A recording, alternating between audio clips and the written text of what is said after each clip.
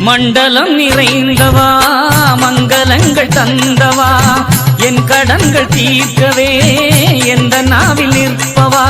ஆதிநாத ஐயா உந்தன் நாமமே பாடினே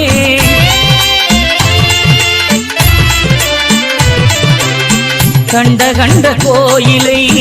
கையெடுக்கவில்லையே உன்னை கண்ட கண்ணிலே